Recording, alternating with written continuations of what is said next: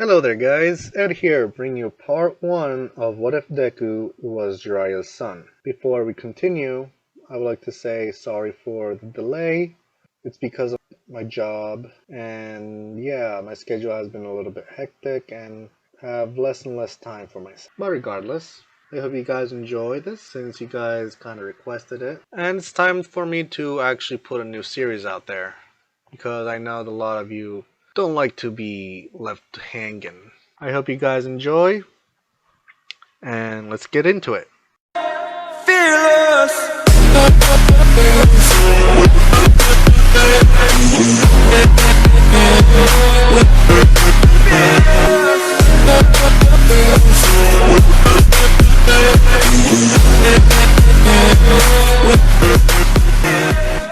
Prologue.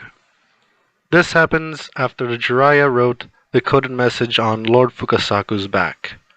Pain seemingly killed Jiraiya in the hidden rain, and he was left for dead, sinking on the bottom of a body of water, with a nearly severed arm and about to lose consciousness, thinking of his past and how insignificant it was, but soon realizing that it wasn't all for naught, because he had his precious student, Naruto.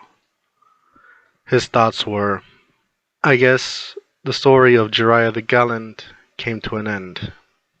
Wait, but what about the sequel? What should I call it?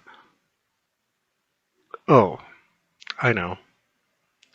A Tale of Naruto Uzumaki.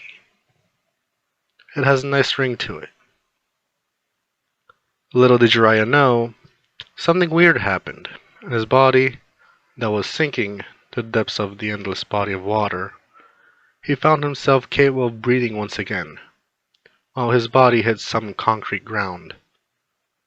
But his body was so weakened by the fight with pain, and now he was on the brink of death. He could hear a muffled voice and blurs until he lost consciousness. Sometime later, Jiraiya woke up only to see a woman with green hair sleeping by his bedside. He was confused on the sight, and the more he thought about it, the more confused he got. Nor did it make any sense. Then he realized that he wasn't in the hidden rain, nor did the place resemble the hidden leaf. Not only that, whoever saved him managed to fix his nearly severed arm. But Jiraiya didn't have time to wonder how or where he was. He had to get back home and warn everyone about pain, and try to help his only student, Naruto. But Jiraiya's plans went out the window when he realized that his body was sore as he screamed around in pain, and consequently waking the woman that was by his bedside. "You're awake," she exclaimed with teary eyes. "What happened to you? Who did this to you?" If Jiraiya didn't know any better, he would have thought that he died and went to funbag heaven, as he stared down the woman's breast, delighted on the size of them, and compared them to Tsunade's bust. But when he wanted to speak, he couldn't. The woman looked at him and said, "Right, I forgot. The doctor said that your throat was crushed, and a doctor will be here at any moment to heal that for you. Do you have family that we can contact so they can pick you up?" Jiraiya looked down, and the woman spoke up. "Oh, my name is..." But before the woman can tell her name, the doctor walked in, and a doctor being Recovery Girl, she spoke up. Recovery Girl would say, "Good, I see you're awake. I must say, it's a miracle you survived those stab wounds, not to mention that throat of yours was crushed. It took quite this procedure, but after I use my quirk on you, you'll be able to speak normal again." Recovery Girl smooched Jiraiya, and his wounds healed, and she spoke up once more. "So, how do you feel, young man?" Jiraiya, confused, he would say, Young man, I could say you're younger than me. Um, Recovery Girl would say, the name is Chio, but you may call me Recovery Girl. I appreciate you trying to flatter me, sonny boy, but from the looks of it, you look like you are in your mid-20s, if not early 30s. Jiraiya was shocked. He jumped out of bed trying to find a reflective surface until the green-haired woman handed him her pocket mirror, only to find himself a bit younger than he remembered. With that in mind, he kept the whole thing under wraps for now, but in the meantime, he did his usual pose, introducing himself as Jiraiya, the Toad Sage. The woman chuckled and Recovery Girl spoke up. So, Jiraiya, eh? No family name?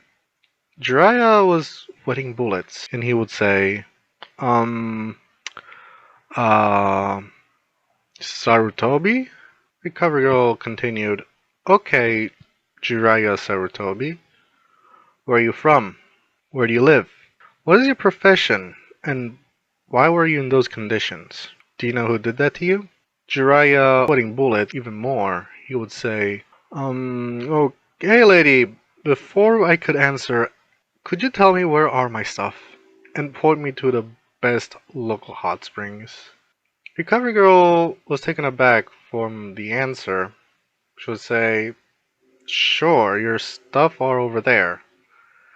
And the local hot springs, they're over there pointing at a building outside the window. So now, could you tell me where are you from? Jiraiya, having a bravado, he would say, well, I guess a promise is a promise.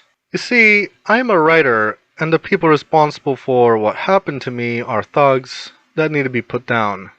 That said, I'll take my leave. Thanks for everything. But before Recovery Girl could say anything, Jiraiya poofed by using the body flicker jutsu. Needless to say, that Jiraiya was nowhere to be seen.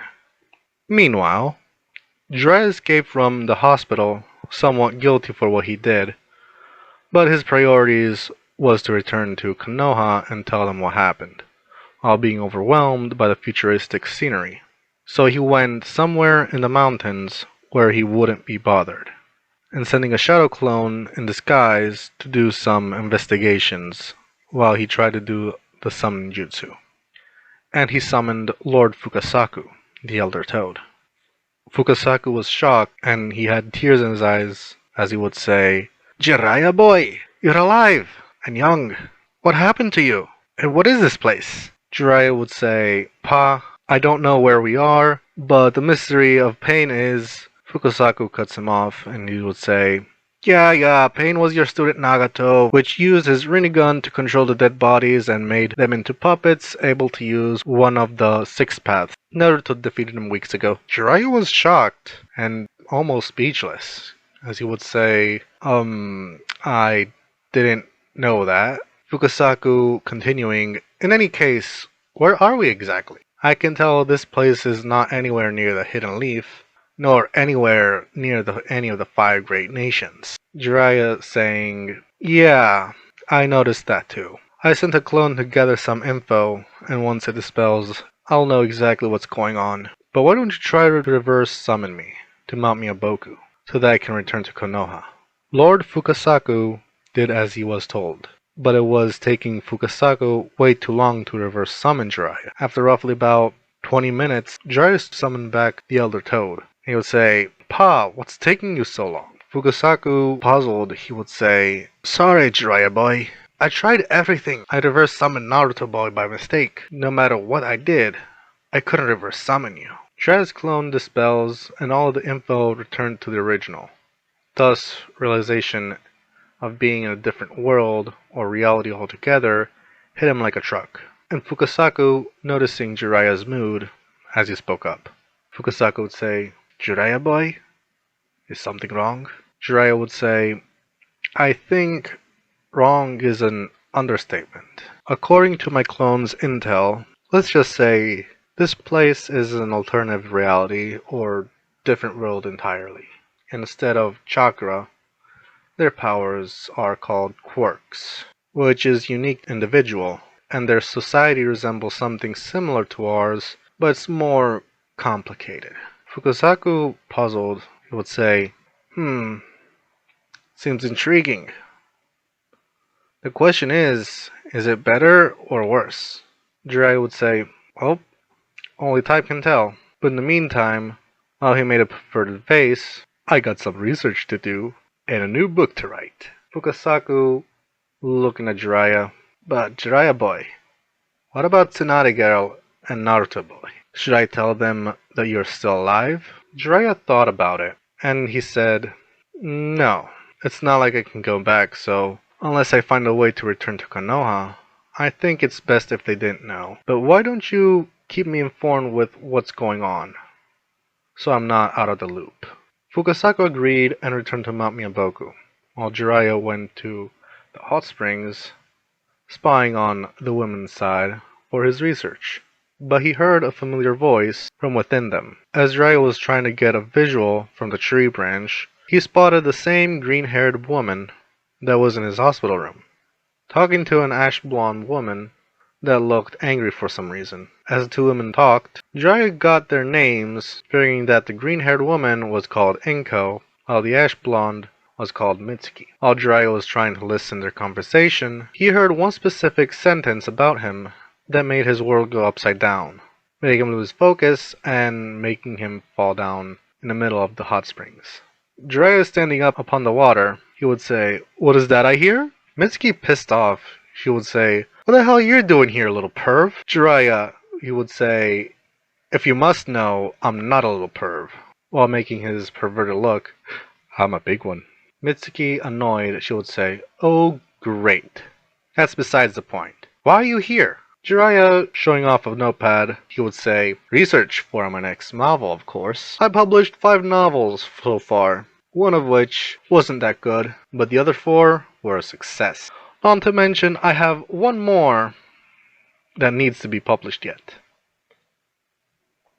Mitsuki didn't believe Jiraiya for a moment that he was a writer, but once she took a look at the Makeout or Icha Icha saga, she was hooked on the story, and it did have some helpful advice that Mitsuki was looking for regarding her relationship with her boyfriend Masaru, which is a complete whim. Inko, on the other hand, wanted to know about the one that didn't make success, which was the tale of the utterly gutsy shinobi. Then it dawned on Jiraiya, as he would say, we're in the woman's side of the hot springs, right? Mitsuki, smirking, she would say, "Oh yeah, sorry to break it to you, but normally the hot springs would be full towards the evening. At this time of the day, only elderly ladies have time to be here." Jiraiya was shocked. He would look back, "What?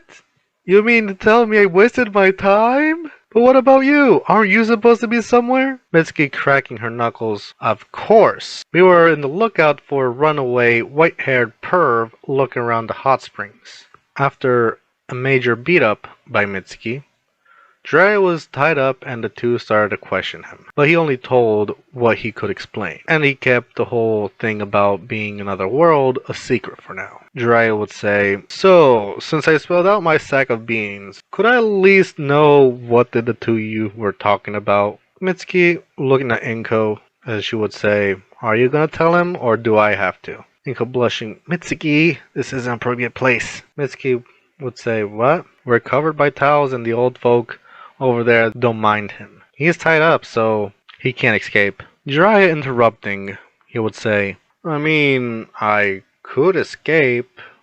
Mitsuki, very angry, she would say, "You shut up. Can't you see I'm trying to tell this over-emotional fool to freaking confess to you instead of bothering me about it?" Jiraiya was shocked. While Inko was whining. Inko, complaining, she would say, "Mitsuki, you spilled out the beans." Jiraiya, getting somewhat serious, he would say, no offense, but you must be kidding." Inko and Mitsuki looked at him confused. Jiraiya, continuing, "Don't get me wrong, I'm flattered and all, but I must ask you, who put you up to this?" Once again, the two women were left confused. Jiraiya, continuing, "Sorry if I'm confusing you, but normally when I approach any good-looking women, I get sent flying or beaten to a pulp. It's been like that since I was a kid.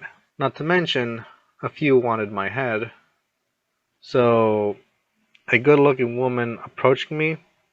Again, no offense, but my conclusion is 1. Someone put you up to this and you're planning to have me prisoner or kill me. 2. You're trying to get something from me. I don't own anything that you would want. 3. I'm actually dead and this is heaven. Minus the elderly ladies, of course, over there. The women looked at each other and back at Jiraiya, even more confused. Jiraiya continuing, I'm not kidding. The Makeout Saga, or Icha Icha, is written proof of my failures with women. And before you ask, I simply changed the names of the protagonists. So, if you don't mind, could you tell me? Mitsuki, looking at Jiraiya with annoyed face, she would say, Wow, overdramatic much? If you're worried if she has any hidden agenda, don't worry, she wouldn't hurt a fly. Besides, if it was as you said, she would have just left you to die. Jiraiya was confused. Mitsuki continuing, she would say, Listen here, I don't know why you would think that, unless you have something to hide. But regardless, it's getting late and I have somewhere to be. I guess we'll see you around, perv. Mitsuki dragged Inko to the changing room, leaving Jiraiya there to wonder.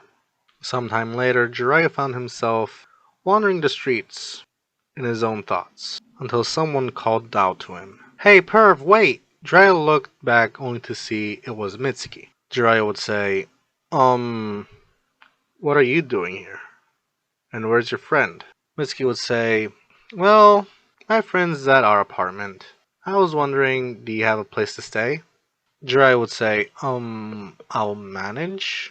Mitsuki would say, I have an idea. If you do me a favor, I'll show you a place to sleep, a hot meal, and all that for free. Jiraiya's ears perked up as he would say, I'm listening. Mitsuki would say, Okay, here's the deal. There's this guy, Hisashi, bothering Inko. She has no interest in him because he's a jackass. If you can get rid of him, I'll give you the key to my apartment. What do you say? Jiraiya confused, he would say, how do you want me to get rid of him? I'm not an assassin, I'm a spy, with a big spy network for my village. As he looked depressed, with anime tears, my spy network. Mitsuki, feeling uncomfortable seeing him tearing up for no apparent reason.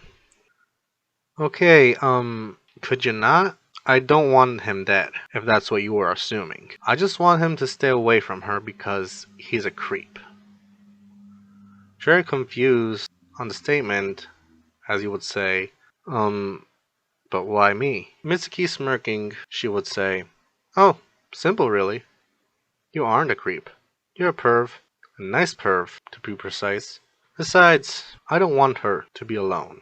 Plus, you don't have a place to stay, or had anything to eat. With this, you're killing 2 birds with 1 stone. Not to mention, she genuinely likes you. Jiraiya would say, Okay, I've secured a place to sleep and food, but where will you stay? Mitsuki would say, Oh, don't worry about me. I'll just go to my boyfriend's place. He and I were thinking about moving in with each other. Jiraiya, gleefully, he would say, Deal. Mitsuki, giving him a piece of paper, There. I hope you know how to read a map. And these are my keys. And don't do anything stupid if she's not on board with it, while winking at him, if you catch my drift. Jiraiya smirking, he would say, Wow, if I didn't know any better, you're trying to set us up or something. Mitsuki glaring at him, Oh, don't get me wrong. Break her heart and I'll make you beg for me to end your life, as she would ease up the tension. But in the meantime, can you lend me those books of yours? I'll see if I can ask Masaru to help you out financially, so you can get better clothes, because those are outdated. After that, Inko and Jiraiya ended up together, and thanks to Masaru's help, the Makeout Saga, or Icha Icha, were a great seller. Even the tale of the utterly gutsy shinobi had a better success than in the ninja world. In less than a week, Jiraiya became famous for his writing while making a spy network from scratch. And after a few years, he and Inko were blessed with a son, Izuku Sarutobi Midoriya. Time skip to when Izuku was 4. Izuku lived his life better than in the anime for the simple fact of his father was someone important, which managed to become a pro hero, and not only that, Jiraiya ranked number 7 in a short time. Although Izuku's life was better, he was still diagnosed as quirkless, which made him sad to not be as good as his father. But Jiraiya, having experience being a father figure with Naruto, Jiraiya patted Izuku on the head as he spoke up. Jiraiya would say, "Son, don't be discouraged." Izuku, crying, he would say, "How? I'm quirkless. How could I be a great hero like you, Dad, if I'm quirkless?" Jiraiya had a grin on his face because his son looked up to him. "You see, son, once upon a time, I too was weak, but with the help of my sensei, I gradually got stronger.